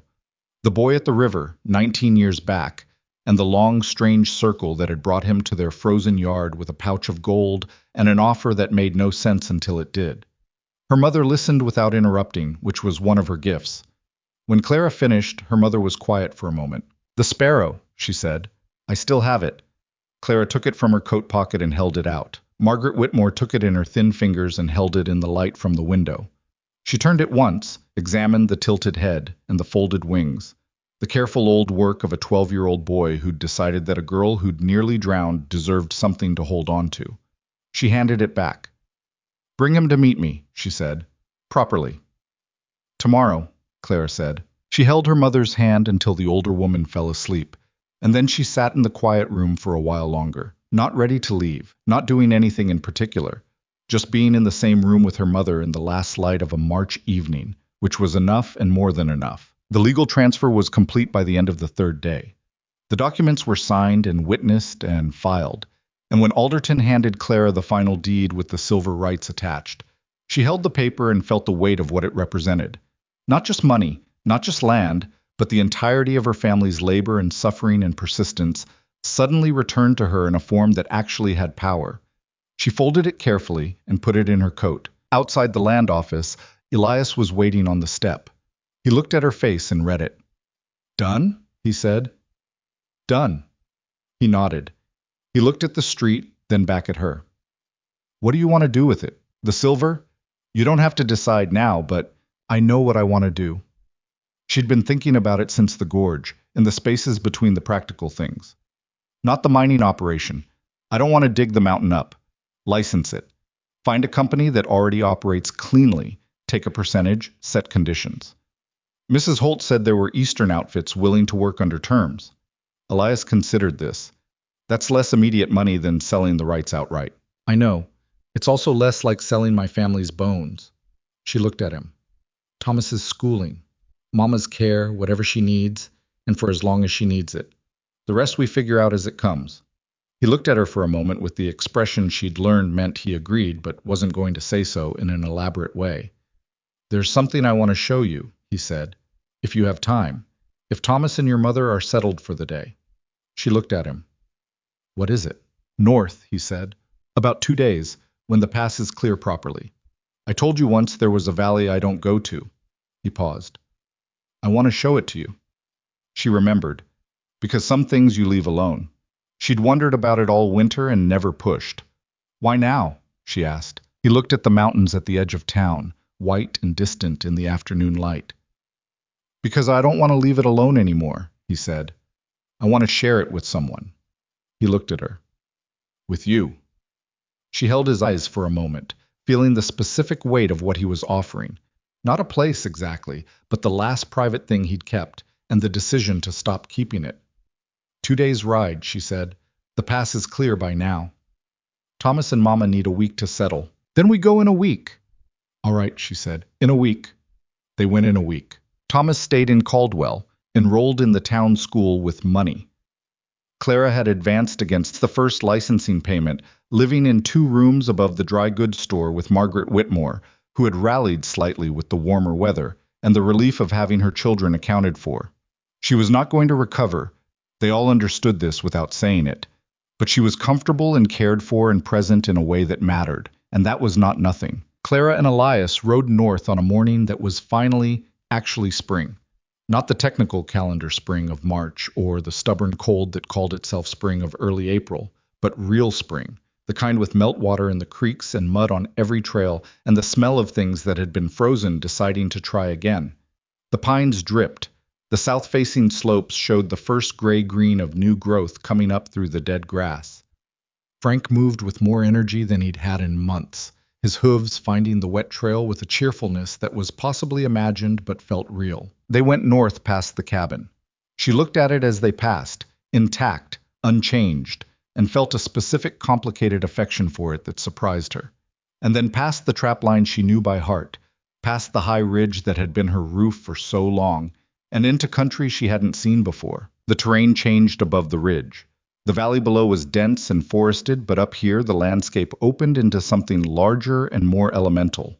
Broad snowfields still bright in the midday sun, granite faces rising into a sky that was genuinely blue for the first time in months, the peaks above them permanent and absolute. She could see further than she'd seen in weeks.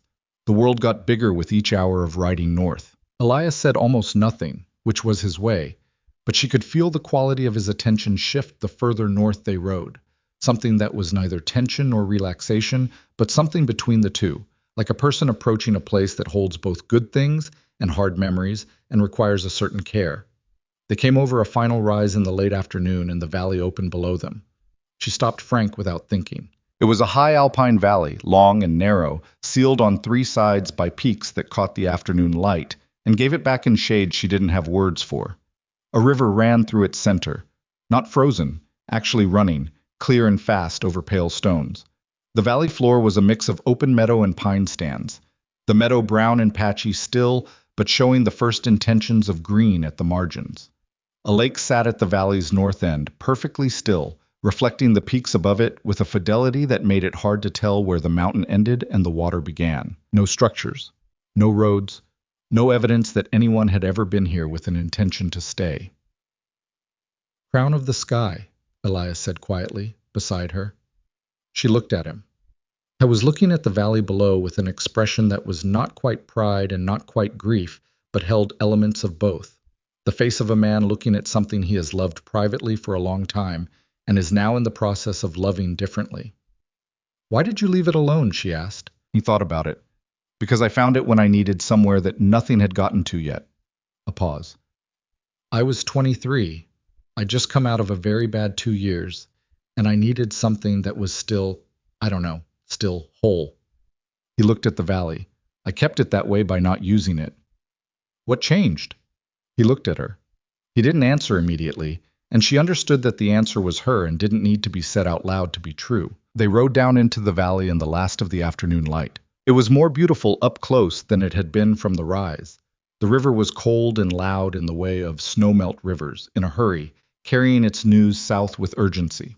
The pines were old in the way that trees growing without competition grew old, wide-trunked and unhurried.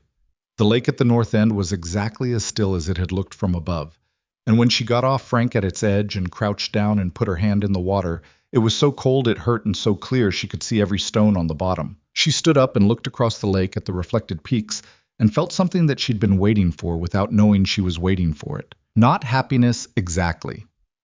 Happiness was too simple a word and too temporary a condition. This was something more structural than that. The feeling of a person who has been walking a long time with weight on their back and has set it down, not because the journey is over, but because the ground is finally level enough that they can rest without sliding backward. She reached into her coat pocket and took out the wooden sparrow. She'd carried it there since the gorge, through Caldwell, through the legal office, through the conversation with her mother and the long ride north. She'd taken it out twice and looked at it and put it back. Now she held it in her palm in the mountain light and looked at it properly. A 12-year-old boy. A piece of pale wood and a knife and an afternoon of careful work, pressed into a cold, wet hand on a riverbank, and then lost for 19 years, carried without knowing it was being carried, showing up again in a cabin above the timberline, like something that had always known where it was going and had simply been taking a long route to get there. Elias came to stand beside her. She held the carving out toward the lake for a moment. Not dramatically, not as a gesture, just looking at it against the water and the peaks. Then she turned and held it out to him. He looked at it in her palm. "You keep it," he said. "I've kept it for 19 years, she said.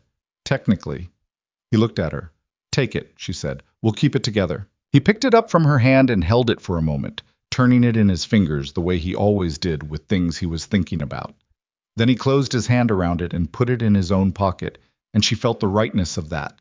The particular satisfaction of a thing returned to the person who made it, not as a loss, but as a completion. They camped at the lake's edge that night.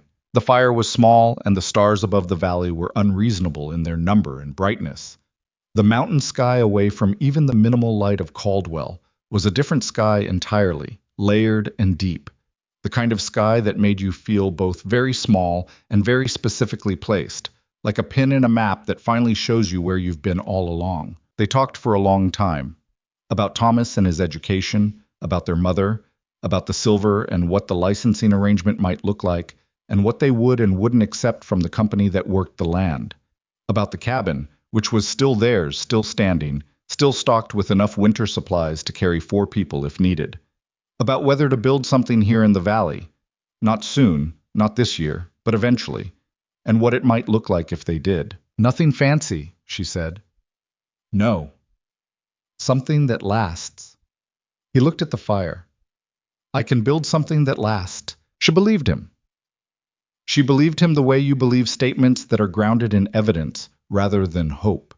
She had watched him build fires in the dark and stitch trap lines through 4 feet of snow and stand between her and men with torches, and she had watched him be wrong and stubborn and occasionally infuriating in the particular way of people who trust their own judgment too completely and know it, and she had watched him in fever and in the clean cold light after the anvil when there was nothing to perform for and nothing to hide behind.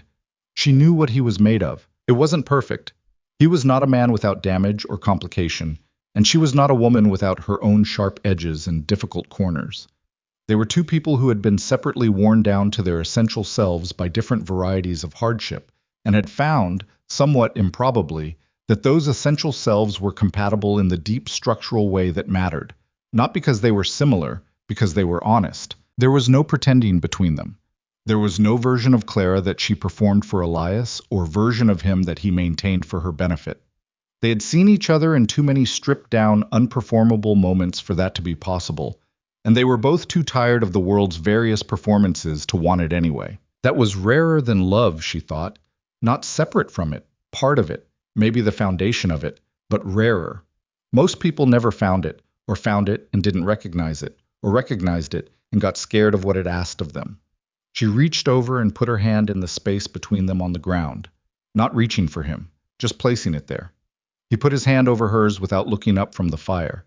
They sat like that while the fire burned down. The valley held them in its enormous quiet. In the morning she woke before him for once, which almost never happened. The man had an internal clock that defied natural law, and lay in her bedroll looking up at the sky and listening to the river. The peaks above the valley were turning pink with the first light, the snow on their faces going through changes of color that moved too fast to fully track. A bird was making noise somewhere at the far end of the meadow, something she didn't immediately recognize, and she lay there trying to place the call and couldn't. She thought, I want to know what that is. She thought, I have time to learn. That was the thing, she realized. The thing that the winter had given her under all the other things it had given her. Not safety, not security, not even love, though it had given her those things too. It had given her time in the right tense, not the panicked present tense of the farm, where every day was a defense against tomorrow's disaster, not the anxious future tense of a girl watching her world contract around her, but a genuine present, spacious, unhurried, connected to both what had come before and what might come next without being controlled by either. She'd come up the mountain with nothing but a book about birds and a dead man's rifle and enough stubbornness to fill a gorge. She was coming down with something considerably harder to name and considerably more worth having. Elias stirred beside her. He opened his eyes and looked at the sky and then at her, and his face in the early light was unguarded in the way of people who've just come up from deep sleep. Not performing anything, just there. You're awake, he said. There's a bird I can't identify. East end of the meadow. He listened. A moment, then, varied thrush. They come through in spring. How do you know everything about this mountain? I've been paying attention for a long time. She smiled. Not a polite smile. A real one, the kind her face made without asking her permission. Show me the rest of it, she said. Everything you know. I want to know it too. He looked at her. Then he sat up and started building the fire. That'll take a while, he said. I know, she said. I'm not going anywhere. She wasn't. They were 2 days' ride from Caldwell, where Thomas was learning long division, and her mother was watching spring come through a window where a land deed with her name on it was filed in a clerk's office with silver rights attached. They were in a hidden valley that no one had found worth destroying yet, at the edge of a lake that reflected the sky so perfectly you couldn't always tell them apart. They had enough. They had more than enough. They had the particular wealth of people who have survived the specific thing that was designed to destroy them and come out the other side knowing what they're actually made of. She pulled on her boots. Outside, the morning was cold and clear and beginning, and the river ran where it had always run, and the peaks stood where they had always stood, and somewhere at the east end of the meadow, a varied thrush was making itself heard in the early light, singing to no one in particular and everyone at once. Clara Whitmore, Clara Crow, laced up her boots and went outside to see what the day had in it. She carried the wooden sparrow in her pocket. She always would.